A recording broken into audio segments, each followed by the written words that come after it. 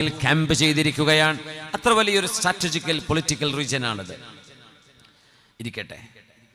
റബ്ബി അല്ലാഹുവേ, നിന്റെ സംസാരം ഞാൻ കേൾക്കുന്നു റബ്ബേ, എനിക്ക് നിന്നെയൊന്ന് കാണണം എന്ന ആഗ്രഹം വന്നപ്പോ സയ്യിദുനാ മൂസ അലൈഹിസ്സലാം ചോദിച്ച ചോദ്യം ഇങ്ങനെയാണ്: റബ്ബി, എൻ്റെ രക്ഷിതാവേ, അരിനീ, നീ നിന്നെ എനിക്ക് കാണിച്ചു തരികയാണെങ്കിൽ, അൻദുർ ഇലൈക്, എനിക്ക് നിന്നെയൊന്ന് നോക്കാമായിരുന്നു. വെറുതെ എനിക്ക് നോക്കാൻ കഴിയില്ലെന്നറിയാം, നിന്നെ അങ്ങനെ കാണാൻ കഴിയില്ലെന്നും എനിക്കറിയാം റബ്ബേ. പക്ഷേ നീ എങ്ങാനും നിന്നെ എനിക്ക് കാണിച്ചു തരികയാണെങ്കിൽ എനിക്ക് കാണാൻ കഴിയുമല്ലോ. കാരണം ബിസ്മില്ലാഹിർ റഹ്മാനിർ റഹീം, ലാ തുദ്രികുൽ അബ്സാർ വഹുവ യുദ്രികുൽ അബ്സാർ വഹുവൽ ലതീഫുൽ ഖബീർ. ഒരു കണ്ണിനെ കൊണ്ടും കണ്ടെത്താൻ കഴിയാത്തവൻ, കണ്ണുകളെ കൊണ്ട് തേടിപ്പിടിക്കാൻ കഴിയാത്തവൻ, എന്നാൽ കണ്ണുകളെ നിയന്ത്രിച്ചു കൊണ്ടിരിക്കുന്നവനായ അല്ലാഹു. ലാ തുദ്രികുൽ അബ്സാർ വഹുവ യുദ്രികുൽ അബ്സാർ വഹുവൽ ലതീഫുൽ ഖബീർ. Eyes can't reach him. കണ്ണുകൾക്ക് അല്ലാഹുവിനെ കാണാൻ കഴിയില്ല. വഹുവ യുദ്രികുൽ Absar, but Allah, he is the one controlling the eyes. കണ്ണുകളെ നിയന്ത്രിക്കുന്നത് അല്ലാഹുവാണ്. കാണാത്തതിനെ കാണിച്ചു കൊടുക്കാനും കണ്ടുകൊണ്ടിരിക്കുന്നതിനെ കാണാതെയാക്കാനും കഴിവുള്ളത് അല്ലാഹുവാണ്. ഇങ്ങനെ നമ്മൾ കണ്ടുകൊണ്ടിരിക്കുന്ന സാധനത്തെ കാണാതെയാക്കി തരാൻ അല്ലാഹുക്ക് കഴിയും. നമ്മൾ കാണാത്തതിനെ കാണിച്ചു തരാനും അല്ലാഹുക്ക് കഴിയും. വഹുവൽ ലതീഫുൽ Kabeer. He is the subtle and he is the all knowing. എല്ലാം അറിയുന്ന, അതിസങ്കീർണമായതും അറിയുന്നവനാണ് ലത്തീഫായ അല്ലാഹു ജല്ല ജലാലു. അങ്ങനെയാണ് ഖുർആൻ അല്ലാഹുവിനെ പരിചയപ്പെടുത്തിയത്. അതുകൊണ്ട് റബ്ബേ, നീ നിന്നെ എനിക്ക് കാണിച്ചു തന്നാൽ എനിക്ക് നിന്നെ കാണാൻ പറ്റും. അതുകൊണ്ട് നീ എനിക്ക് നിന്നെ കാണിച്ചു തരണം, അപ്പോഴേ എനിക്ക് കാണാൻ കഴിയുള്ളൂ. റബ്ബി അരിനി അൻദുർ ഇലൈക്. അദബുൻ മിൻ സയ്യിദിന മൂസ അലൈഹിസ്സലാം. മൂസ നബി അലൈഹിസ്സലാം അല്ലാഹുവിനോട് കാണിക്കുന്ന അദബാണത്. ഞാൻ നോക്കട്ടെ, അങ്ങനെയല്ല, നീ എനിക്ക് കാണിച്ചു തരികയാണെങ്കിൽ എനിക്ക് കാണാമല്ലോ. കാരണം കണ്ണുകളെ നിയന്ത്രിക്കുന്നത് നീയാണ്, മനസ്സുകളെ നിയന്ത്രിക്കുന്നത് നീയാണ്. മനുഷ്യ ഹൃദയങ്ങൾ അങ്ങനെയാണ്. എനിക്ക് സൗണ്ട് ഇല്ലാത്ത കുഴപ്പമേ ഉള്ളൂ. ലാ തുദ്രികുൽ അബ്സാർ വഹുവ യുദ്രികുൽ അബ്സാർ വഹുവൽ ലതീഫുൽ ഖബീർ. സലാമൊക്കെ നിങ്ങൾ മാക്സിമം നോക്കി.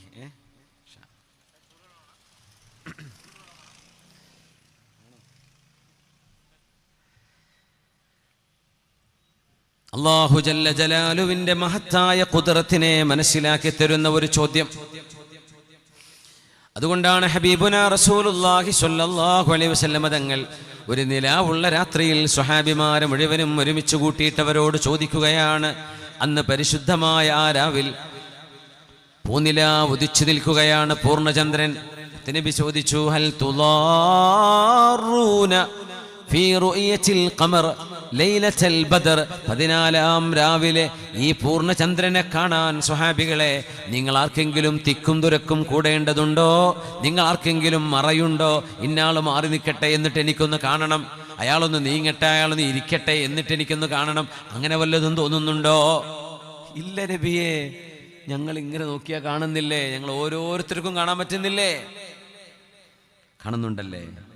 എന്നാൽ ഞാനൊന്ന് പറഞ്ഞോട്ടെ, ഇന്നകും സതറൗന റബ്ബകും കമാ തറൗനൽ ഖമറ ലൈലത്തുൽ ബദർ. ഈ 14-ാം രാവിലെ ചന്ദ്രനെ നിങ്ങൾ ഒരു തിക്കും തിരക്കും കൂടാതെ നിങ്ങൾക്ക് കാണാൻ കഴിയുന്ന പോലെ നിങ്ങളുടെ രക്ഷിതാവായ അല്ലാഹുവിനെ ഒരു തിരക്കും കൂടാതെ നാളെ മഹ്ശറയിൽ വെച്ച്, ആഖിറത്തിൽ വെച്ചുകൊണ്ട് അല്ലാഹുവിനെ റബ്ബ് നിങ്ങൾക്ക് കാണിച്ചു തരും. ആ കാഴ്ചയാണ് സ്വർഗലോകത്തെ ഏറ്റവും വലിയ അനുഗ്രഹം എന്ന് പറയുന്നത്. സ്വർഗത്തിലെ ഏറ്റവും വലിയ അനുഗ്രഹം എന്താണ്? അവിടുത്തെ ഹൂറികളോ, അവിടുത്തെ ഭക്ഷണമോ, അവിടുത്തെ സൂഖുൽ ജുമുഅയോ ഒന്നുമല്ല. സ്വർഗത്തിൻ്റെ ഏറ്റവും വലിയ അനുഗ്രഹം എന്ന് പറയുന്നത് അള്ളാഹുവിനെ കാണലാണ്. അതാണ് ഏറ്റവും വലിയ അനുഗ്രഹം. ദുനിയാവിലെ മനുഷ്യൻ്റെ കണ്ണാണ് മനുഷ്യനെ ആസ്വദിപ്പിക്കുന്നത്, അല്ലേ? കണ്ണാണ് ഏറ്റവും കൂടുതൽ മനുഷ്യനെ ആസ്വദിപ്പിക്കുന്നത്. അതുകൊണ്ട് കുട്ടികളെ ഈ മൊബൈൽ അഡിക്ഷൻ വരാൻ കാരണം.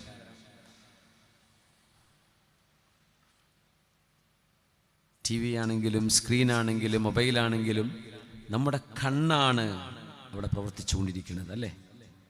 നമ്മുടെ കണ്ണാണ് ആസ്വദിക്കുന്നത്. കണ്ണിൻ്റെ ആസ്വാദനമാണ് നമ്മുടെ ബ്രെയിനിൻ്റെ ആസ്വാദനമായി മാറുന്നത്, അല്ലേ? അല്ലേ മസൂദ് സാഹിബ്? അങ്ങനെയല്ലേ? പുതിയ മൊബൈലെല്ലാം വാങ്ങിച്ച് കയ്യിൽ വെച്ചിരിക്കുകയാണ്. അപ്പോൾ അതിങ്ങ് നോക്കുമ്പോൾ അതിൻ്റെ ക്ലാരിറ്റി, അതിൽ വരുന്ന വീഡിയോ, അതിൽ വരുന്ന പിക്ചർ, ഇത് കാണുമ്പോൾ എന്തോ ഒരു ഭയങ്കര സന്തോഷം വരുന്നില്ലേ? അപ്പം നമ്മൾ നോക്കുന്നത് എവിടെ? നമ്മുടെ ഏത് ഓർഗാനാണ് വർക്ക് ചെയ്യുന്നത്? കണ്ണാണ്, കാഴ്ചയാണ്. നിങ്ങൾ ആലോചിച്ച് നോക്കൂ. തിന്നുന്നുണ്ട്, നമ്മൾ നടക്കുന്നുണ്ട്, കയ്യും കാലും മണക്കുന്നുണ്ട്, അത്രയൊക്കെ ഉണ്ടെങ്കിൽ മണക്കുന്നുണ്ടാകും. കേൾക്കുന്നുണ്ട്, പറയുന്നുണ്ട്. പക്ഷെ ഏറ്റവും കൂടുതൽ വർക്ക് ചെയ്യുന്നത് എന്താ? നമ്മുടെ കണ്ണുകളാണ്, അല്ലേ? അല്ലേ? സംശയമുണ്ടോ? നമ്മുടെ ശരീരത്തിൽ ഏറ്റവും കൂടുതൽ വർക്ക് ചെയ്യുന്നത് എന്താ? നമ്മുടെ കണ്ണല്ലേ? സ്വർഗലോകത്തിൻ്റെയും ഏറ്റവും വലിയ ആസ്വാദനം ഈ കണ്ണുകൾക്ക് പടച്ചതമ്പുരാനെ അള്ളാഹു കാണിച്ചു തരുന്നു എന്ന് പറയുന്ന മഹാത്ഭുതമാണ്. അത് ദുനിയാവിൽ നടക്കൂല എന്ന് മുസ്നബിക്കറിയാം, എല്ലാ അമ്പിയായിനും അറിയാം. അതുകൊണ്ട് മുസ്നബി ഒരു ചോദ്യം ചോദിച്ചു, റബ്ബേ, വേണമെങ്കിൽ നിന്നെ എനിക്ക് കാണിച്ചു തരാൻ കഴിയുമല്ലോ, അതുകൊണ്ട് ഞാൻ ചോദിക്കുകയാണ്. അല്ലാഹു തആല അല്ലാഹുവിൻ്റെ അസലിയായ ആ ഒരു തീരുമാനത്തിൽ മറ്റൊന്നും വരുത്തിയില്ല. റബ്ബ് തആല പറഞ്ഞു, ലൻ തറാനി, മുസ്നബിയെ, ഈ ദുന്യാവിൽ വെച്ച് നിങ്ങൾക്ക് എന്നെ കാണുക ഒരിക്കലും സാധ്യമല്ല. മുത്തനബിയെ കൊണ്ടുപോയി അല്ലാഹു. ഇസ്രാ കഴിഞ്ഞ് മിഅ്റാജ്, ആ യാത്രയിൽ ഹബീബായ നബി തങ്ങൾ അല്ലാഹുവിനെ കണ്ടുവോ ഇല്ലയോ? ഉലമാഇന്റെ ഇടയിൽ ചർച്ചയാണ്, സ്വഹാബികൾക്കിടയിൽ ചർച്ചയായിട്ടുണ്ട്. ആയിഷ ബീബി റളിയല്ലാഹു അൻഹ പറഞ്ഞു, എല്ലാവരും പറഞ്ഞു കണ്ടു. പക്ഷെ ഒരു വിഭാഗം പറഞ്ഞു ഹൃദയത്തിന്റെ, ഖൽബിന്റെ കണ്ണുകൊണ്ടാണ് കണ്ടത്. ചില സ്വഹാബിമാർ, ഇബ്നു അബ്ബാസ് തങ്ങൾ അടക്കമുള്ളവർ പറഞ്ഞു, അല്ല, കണ്ടു എന്നത് മുഖത്തെ കണ്ണുകൊണ്ട് തന്നെയാണ്.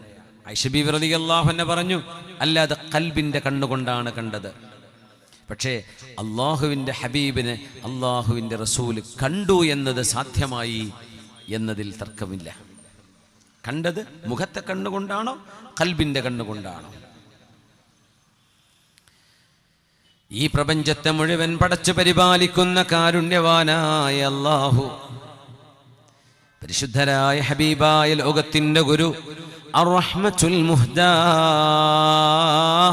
കാരുണ്യമായി കരുണയായി ഒരു സമ്മാനമായി പടച്ചതമ്പുരാൻ മനുഷ്യരാശിക്കു നൽകിയ ലോകത്തിൻ്റെ ഗുരു നമ്മുടെ പ്രവാചകർ മുഹമ്മദ് മുസ്തഫ സ്വല്ലല്ലാഹു അലൈഹി വസല്ലമ തങ്ങളെ 7 ആകാശങ്ങളുടെയും പരിധികൾ കടന്ന് വലിയൊരു യാത്ര ചെയ്യിപ്പിച്ച് മുത്തനബി തങ്ങൾക്ക് വേണ്ടി ഒരു മഖാം, ഒരു സ്ഥാനം അള്ളാഹു തെരഞ്ഞെടുത്ത് ആ സ്ഥാനത്ത് വെച്ച് റബ്ബ് തആലയെ ഹബീബായ റസൂലുള്ളാഹി തങ്ങൾ അല്ലാഹുമായി ലിഖാ ചെയ്തു എന്ന് പറയുന്നത് പോലും നമ്മുടെ ബുദ്ധി കൊണ്ട് വ്യാഖ്യാനിക്കുക സാധ്യമല്ല. ഇത് മുഅ്ജിസത്താണ്. അല്ലാഹു സ്ഥലങ്ങൾക്ക് അതീതനാണല്ലോ, സ്ഥലകാലങ്ങൾക്ക് അതീതനാണല്ലോ. അങ്ങനെയാണെങ്കിൽ മഖ്ലൂഖിന്റെ ഒരു സിഫത്തിൽ നിൽക്കുന്ന ഹബീബായ നബി തങ്ങൾ ഖാലിഖിന്റെ മുതത്വല്ലബാത്തുകളെ, റിക്വയർമെന്റുകളെ എങ്ങനെ മീറ്റ് ചെയ്തു എന്നത് നമ്മുടെ ബുദ്ധി കൊണ്ട് ചിന്തിച്ചാൽ മനസ്സിലാവില്ല. അതുകൊണ്ടാണ് അതിനെ മുഅ്ജിസത്ത് എന്ന് പറയാൻ കാരണം. ഇത് മുഅ്ജിസത്താണ്. ചില വിഷയങ്ങൾ അങ്ങനെയാണ്. അൽ-ഇസ്തിവാഉ മഅലൂം, അൽ-കൈഫു മഅലൂം, വൽ-കൈഫു മജ്ഹൂൽ, വൽ-ഈമാനു ബിഹി വാജിബുൻ, വസ്സുആലു അൻഹു ബിദ്അഹ്.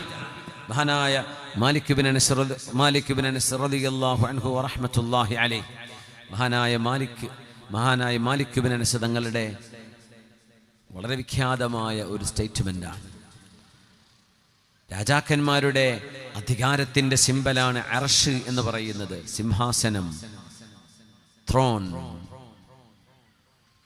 അർ-റഹ്മാൻ, കാരുണ്യവാനായ അല്ലാഹു, അലൽ അർശ് ഇസ്തവ എന്ന ആയത്തിനെ വ്യാഖ്യാനിക്കുക പ്രയാസമാണ്. നമ്മൾ വിചാരിക്കുന്നത് പോലെയല്ല അത്. ഐ ഇസ്തൗല, അള്ളാഹുവിന്റെ അധികാരം, പടച്ചതമ്പുരാന്റെ അധികാരത്തിന്റെ സിംബലായി അർശിനെ അല്ലാഹു തആല പരിചയപ്പെടുത്തുമ്പോഴും ഒരു രാജാവ് സിംഹാസനത്തിൽ ഇരുന്നത് പോലെ എന്ന് അള്ളാഹുവിനെ കുറിച്ച് വിചാരിക്കുക പാടുള്ളതല്ല. എന്നിട്ട് ഇമാം മാലിക് എന്നവർ പറഞ്ഞു, അൽ ഇസ്തിവാഉ മഅലൂം. നമ്മളിപ്പോ ഇരിക്കുന്നത് ഫുലാനുൻ ഇസ്തവ അലൽ കുർസി, ഒരാള് ഒരു കസേരയിൽ മര്യാദക്ക് ഇരുന്നു, അതാണ് ഇസ്തവ. ഇസ്തിവാ എന്ന് പറയുന്നത് ആ വാക്ക് നമുക്ക് പരിചയമുണ്ട്. അൽ ഇസ്തിവാഉ മഅലൂം, നമുക്കറിയുന്ന കാര്യമാണ്. പക്ഷേ വൽ കൈഫ്, എങ്ങനെയാണ് അല്ലാഹു അവന്റെ അർശിൽ ഇസ്തിവാ ചെയ്തത്, മജ്ഹൂലുൻ, നമുക്കറിയൂല. അത് നമുക്കറിയൂല. ഇസ്തിവാ എന്ന് പറഞ്ഞാൽ നമുക്കറിയുന്ന വാക്കാ. പക്ഷെ അല്ലാഹുവിലേക്ക് ചേർത്തി പറയുമ്പോൾ നമ്മൾ വിചാരിക്കുന്നത് പോലെ ഒന്നുമല്ല. ലൈസ കമിസ്ലിഹി ഷൈഉൻ, nothing and no one, nothing can be compared to Allah. ഒന്നും അല്ലാഹുവിലേക്ക് നമുക്ക് ചേർത്തി പറയുക സാധ്യമല്ല. നമ്മൾ അറിയുന്നത് സൃഷ്ടിപ്രപഞ്ചം മാത്രമാണ്. വൽ ഈമാനു ബിഹി വാജിബ്, അല്ലാഹു അർശിൽ ഇസ്തിവാ ചെയ്തു എന്ന് പറയുന്ന ആയത്തിനെ അത് അല്ലാഹുവിന്റെ കലാമാണെന്നും ആ ആശയം എനിക്ക് മനസ്സിലായില്ല റബ്ബേ, പക്ഷെ അതിനൊരു ആശയമുണ്ട് എന്ന് വിശ്വസിക്കൽ നിർബന്ധമാണ്. അതെങ്ങനെയാണ്, എങ്ങനെയായിരിക്കും, എന്നാലും എങ്ങനെയായിരിക്കും ഈ ചോദ്യം ബിദ്അത്താണ്, പാടില്ലെന്ന് മഹാനായ മാലിക് റഹ്മത്തുള്ളാഹി തആല അലൈഹി. അൽ അജ്സു അനിൽ ഇദ്റാകി ഇദ്റാകു, അല്ലാഹു റബ്ബുൽ ഇസ്സത്തിനെ സംബന്ധിച്ച് പരിപൂർണമായി നമുക്ക് ഉൾക്കൊള്ളുക സാധ്യമല്ല എന്ന് വിശ്വസിക്കൽ, അതാണ് അല്ലാഹുവിനെ കുറിച്ച് മനസ്സിലാക്കൽ. ഇങ്ങനെ അല്ലാഹുവിനെ സംബന്ധിച്ച് മനസ്സിലാക്കുക എന്ന് പറയുന്നത് പരിപൂർണ അർത്ഥത്തിൽ എന്നെ കൊണ്ട് സാധ്യമല്ലെന്ന് മനസ്സിലാക്കൽ ഈമാനിന്റെ ഭാഗമാണ് എന്ന് പറഞ്ഞാൽ മനസ്സിലായില്ലേ? എന്താ മസ്ഊദ് സാഹിബ്, നിങ്ങൾ ഇവിടെ അല്ലേ? അല്ലാഹു തആലയെ സംബന്ധിച്ച് പരിപൂർണമായും റബ്ബ് എങ്ങനെയാണെന്ന് മനസ്സിലാക്കുക എന്നെ കൊണ്ട് കഴിയില്ല എന്ന് മനസ്സിലാക്കൽ, അതാണ് അള്ളാഹിനെ കുറിച്ച് മനസ്സിലാക്കൽ. ക്ലിയർ അല്ലേ? ഇതുപോലെ 5ാം ക്ലാസ്സിൽ പഠിക്കുന്ന ഒരു കുട്ടി 6ാം ക്ലാസ്സിലോ 7ാം ക്ലാസ്സിലോ മാത്സ് പഠിക്കുന്ന ഒരു കുട്ടിയെ സങ്കല്പിച്ച് നോക്കുക. മാത്തമാറ്റിക്സ് അല്ലേ, കണക്ക് പഠിക്കൂലേ? ആ കുട്ടിക്ക് എഞ്ചിനീയറിങ്ങിൽ മക്കൾ പഠിക്കുന്ന ഒരു ഇക്വേഷൻ തൻ്റെ ഉസ്താദ്, തൻ്റെ ടീച്ചർ കൊണ്ടുപോയി കൊടുത്തു, ഈ പ്രോബ്ലം ഒന്ന് സോൾവ് ചെയ്യേ എന്ന് പറഞ്ഞാൽ, ഒരു 4ാം ക്ലാസ്സിലോ 5ാം ക്ലാസ്സിലോ പഠിക്കുന്ന കുട്ടിയാണെന്ന് സങ്കല്പിക്കുക. ഒരു 20-22 വയസ്സുകാരൻ പഠിക്കേണ്ടത് ഈ കുട്ടിയുടെ കയ്യിൽ കൊടുത്ത്, 2 കുട്ടികൾ സങ്കല്പിക്കുക. ഒരു കുട്ടി തിരിച്ചും മറിച്ചും ഇങ്ങനെ എഴുതിക്കൊണ്ടിരിക്കുകയാണ്, ശരിയാവുന്നില്ല. ഉറക്കൊഴിച്ചിട്ട് എന്നിട്ട് പിന്നാലെ കൂടാണ്, നടക്കണില്ല. 2 ദിവസമായിട്ടും അവനെ കൊണ്ട് ആവുന്നില്ല, പക്ഷെ അവൻ വിടുന്നില്ല. ഒരു കുട്ടി അങ്ങനെ. ഇപ്പുറത്തൊരു കുട്ടി, ടീച്ചർ ഇത് എനിക്ക് മനസ്സിലാവുന്ന ക്വസ്റ്റ്യൻ അല്ല, ഇത് നിങ്ങൾ വേറെ ആർക്കെയും കൊണ്ടുപോയി കൊടുത്തോളൂ എന്ന് ആ കുട്ടി പറഞ്ഞാൽ, ഈ 2 മക്കളിൽ ഏത് കുട്ടിക്ക് ആ ബുദ്ധിയുണ്ട് നിങ്ങൾ പറയാം? ആദ്യത്തെ കുട്ടിക്കാണോ രണ്ടാമത്തെ കുട്ടിക്കാണോ? രണ്ടാമത്തെ കുട്ടിക്ക്. എന്തുകൊണ്ട്? ഇതെനിക്ക് മനസ്സിലാവില്ല എന്ന് മനസ്സിലാവുന്നത് അറിവിൽപ്പെട്ട വലിയൊരു അറിവാണ്. അതുകൊണ്ടാണ് അല്ലാഹുവിനെ സംബന്ധിച്ച് പറയുന്ന വിഷയങ്ങളിൽ അൽ അജ്സു അനിൽ ഇദ്റാകി ഇദ്റാകു, എനിക്ക് അല്ലാഹുവിനെ സംബന്ധിച്ച് പൂർണ്ണമായി എനിക്ക് ചിന്തിച്ചിട്ട് എത്തും പിടിയും കിട്ടുന്നില്ല, എത്തും പിടിയും കിട്ടരുത്. അങ്ങനെയാണ് അല്ലാഹു ജല്ല ജലാലു. അത് യുക്തിവാദികൾ പറയാം, ഞങ്ങൾ പരിശോധിച്ച് നോക്കട്ടെ, ഞങ്ങളെ കൊണ്ട് ആവോ നോക്കട്ടെ. നമുക്ക് സാധ്യമല്ലാത്ത തലം മനുഷ്യന്റെ ബ്രെയിനിന് ആക്സസ് ചെയ്യാൻ പറ്റാത്തത് ലോകത്തുണ്ട് എന്ന് മനസ്സിലാക്കൽ ഒരു ബുദ്ധിമാനിയുടെ അടയാളമാണ്. അതുകൊണ്ടാണ് ലാ തുദ്രികുൽ അബ്സാർ വഹുവ യുദ്രികുൽ അബ്സാർ വഹുവൽ ലതീഫുൽ ഖബീർ. കണ്ണുകൾ എന്ന് പറയുന്നിടത്ത് ആ വാക്കിനെ അല്ലാഹു ഒന്നുകൂടെ വിശദീകരിക്കുന്നുണ്ട്.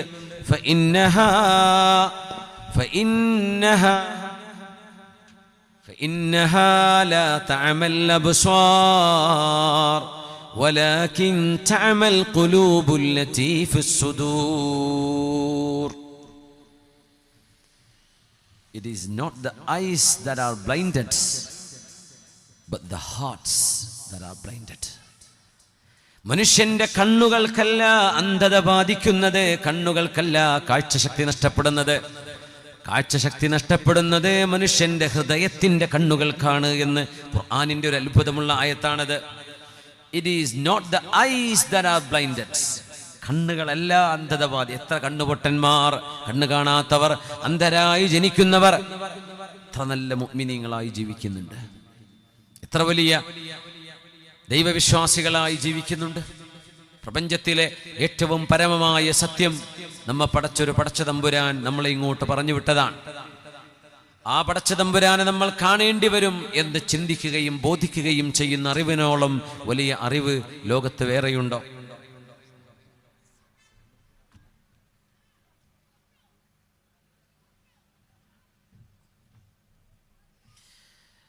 അതുകൊണ്ടാണ് ഫഇന്നഹാ ലാ തഅമൽ അബ്സാർ, മനുഷ്യന്റെ കണ്ണുകളെ കൊണ്ട് കാണുക എന്നതല്ല വിഷയം. വലാകിൻ തഅമൽ ഖുലൂബുല്ലതി ഫിസ്സുദൂർ, മനുഷ്യന്റെ ഹൃദയങ്ങൾക്ക് ഉൾക്കാഴ്ചയുണ്ടാവുക എന്നിടത്താണ് വിഷയം. കണ്ണുകൾക്ക് ഉൾക്കാഴ്ചയുണ്ടാകുന്നത് പടച്ചതമ്പുരാനെ നിങ്ങളുടെ കണ്ണുകളെ കൊണ്ട്, നിങ്ങളുടെ ചിന്തകളെ കൊണ്ട് അള്ളാഹുവിനെ ഇദ്റാക്ക് ചെയ്യുന്നത് സാധ്യമല്ല. മനുഷ്യന്റെ ബുദ്ധിയെ, മനുഷ്യന്റെ കണ്ണുകളെ, മനുഷ്യന്റെ വികാരങ്ങളെ നിയന്ത്രിച്ചുകൊണ്ടിരിക്കുന്നവനാണ് അല്ലാഹു. ഇന്നൽ ഖുലൂബ് ബൈന ഇസ്ബഅൈനി മിൻ അസ്വാബിഇർ റഹ്മാൻ, കാരുണ്യവാനായ അല്ലാഹുവിന്റെ റഹ്മത്തിന്റെ വിരലുകൾക്കിടയിലാണ് മനുഷ്യരുടെ ഹൃദയങ്ങളെല്ലാം. യഖ്ലിബുഹാ കൈഫ യശാ, എങ്ങനെ വേണമെങ്കിലും ആ ഹൃദയങ്ങളെ മറിച്ചിടാൻ അല്ലാഹുവിന് കഴിയും. നമുക്കൊരിക്കൽ ഇഷ്ടം തോന്നിയ ആളോട് പിന്നെ വെറുപ്പ് തോന്നും, വെറുപ്പ് തോന്നിയിരുന്ന ആളുകളോട് പിന്നീട് ഇഷ്ടം തോന്നും, ചിലപ്പോൾ ഒന്നും തോന്നിയില്ല എന്ന് വരും. മനുഷ്യരങ്ങനെയാണ്, അങ്ങനെയല്ലേ? അതുകൊണ്ടാണ് മനുഷ്യന്മാർ കുറേ പുകഴ്ത്തി പറയുമ്പോൾ പൊങ്ങാൻ നിൽക്കേണ്ട. കാരണം കുറച്ച് കഴിഞ്ഞാൽ അവരെന്നെ താഴ്ത്തി പറയും ചെയ്യും. അപ്പം എന്ത് ചെയ്യുക? പൊങ്ങാണ്ടിരിക്കുക. മനുഷ്യന്മാർ അങ്ങനെയാണ്. ഒരാവേശത്തിന് ഇപ്പം എന്തൊക്കെയോ പറഞ്ഞെന്ന് വരും, കുറച്ച് കഴിഞ്ഞാൽ ആവേശമൊക്കെ പോയാൽ ചവിട്ടി തേക്കും ചെയ്യും. ഇത് മനുഷ്യന്റെ പ്രകൃതമാണ്. കാരണം ഹൃദയങ്ങളെ നിയന്ത്രിക്കുന്നത് അല്ലാഹുവാണ്. യഖ്ലിബുഹാ കൈഫ യശാ, അത് എങ്ങനെ വേണമെങ്കിലും മറിച്ചിടാൻ അല്ലാഹുവിന് കഴിയും. അതുകൊണ്ടാണ് പുണ്യനബി തങ്ങൾ പറഞ്ഞത്, ലോകത്തെ മനുഷ്യരുടെ മുഴുവൻ സ്നേഹം പിടിച്ചു പറ്റാൻ വേണ്ടി മനുഷ്യർക്ക് ഇഷ്ടമുള്ളത്, അവർക്കെന്താണോ വേണ്ടത്, അള്ളാന്റെ ഇഷ്ടമല്ല, അതിന് വിപരീതമായ മനുഷ്യരുടെ ഇഷ്ടങ്ങളൊക്കെ ചെയ്ത് നിന്റെ ചുറ്റുവട്ടത്തുമുള്ള ആളുകളെയൊക്കെ നീ സന്തോഷിപ്പിക്കാൻ തുനിഞ്ഞിട്ടും കാര്യമില്ല. അവരുടെ ഹൃദയങ്ങളിൽ നിങ്ങളോടൊരു സ്നേഹമുണ്ടാക്കി തരുന്നത് പടച്ചവനാ. അതുകൊണ്ട് ഇതൊക്കെ വിട്ടിട്ട് ആ മേലെയുള്ള പടച്ചവനങ്ങ് സന്തോഷിപ്പിച്ചാൽ ഇവരൊക്കെ ഓട്ടോമാറ്റിക്കലി റെഡിയാവും. അപ്പൊ നമ്മൾ നിസ്കാരവും, മെഹറാജിന്റെ വലിയൊരു സമ്മാനം നിസ്കാരമാണ്. നിസ്കാരവും നമ്മുടെ സുശീലങ്ങളും സത്യസന്ധതയും നമ്മുടെ സൽസ്വഭാവവും നമ്മുടെ ഇബാദത്തുകളും നമ്മുടെ അദ്കാറുകളും ഹബീബിന്റെ മേൽ ചൊല്ലുന്ന സ്വലാത്തുകളും ഇതൊക്കെ നിർത്തിവെച്ചിട്ട് ആളുകൾക്ക് വേണ്ടി കോലം കെട്ടാൻ തീരുമാനിച്ചു എന്ന് വിചാരിക്കുക. അതുകൊണ്ടൊന്നും ആൾക്കാർ ഇഷ്ടപ്പെടൂല. കാരണം എന്തേ? ജനങ്ങളെ കൽബിൽ മഹബ്ബത്ത് നൽകുന്നത് അള്ളാഹു ചെയ്യുന്ന പണിയാണ്. പടച്ചോൻ ഇഷ്ടപ്പെടുത്തിയാലേ അള്ളാഹു അത് ചെയ്തു തരികയുള്ളൂ. സുബ്ഹാനല്ലാഹ്. എല്ലാം പടച്ചവന്റെ നിയന്ത്രണത്തിലാണ് ഈ ലോകത്ത്. അത് വല്ലാത്തൊരു അത്ഭുതമാണ്. സ്നേഹവും വെറുപ്പും മഹബ്ബത്തും കുറുഹും എല്ലാം അള്ളാഹുവിന്റെ നിയന്ത്രണത്തിലാണ്. പുണ്യനബി സല്ലല്ലാഹു അലൈഹി വസല്ലമ തങ്ങള് അള്ളാഹുവിന്റെ മെഹബൂബാണ്. അവിടത്തേക്കാളും മെഹബൂബായ ഒരാൾ ഇനി ജനിക്കുകയുമില്ല, ജനിച്ചിട്ടില്ല, ജനിക്കാൻ പോകുന്നുമില്ല. അത് ഹബീബ് തങ്ങൾ മാത്രമാണ് സല്ലല്ലാഹു അലൈഹി വസല്ലം. ആ ഹബീബിനോടുള്ള മഹബ്ബത്ത് നമ്മുടെ ഈമാനിന്റെ ഭാഗമാണ്. ആ മഹബ്ബത്ത് ഹബീബിനെ അറിയുന്നവർക്ക്, ഹബീബിന്റെ അഖ്ലാഖുകൾ മനസ്സിലാക്കിയവർക്ക് എളുപ്പത്തിൽ മനസ്സിലാക്കാൻ കഴിയും. ഹബീബിന്റെ നസബ്, അവിടുത്തെ വംശപരമ്പര, ഹബീബായ തങ്ങളുടെ സ്വഭാവ വിശുദ്ധി, അവിടുത്തെ നുബുവത്ത്, അവിടുത്തെ ശരീഅത്ത്, അവിടുത്തെ നൂറ്, ആ പ്രകാശം, ഇതൊക്കെ അറിഞ്ഞുകൊണ്ട് ഹബീബിനെ ഇഷ്ടപ്പെടുന്നവരുണ്ട്.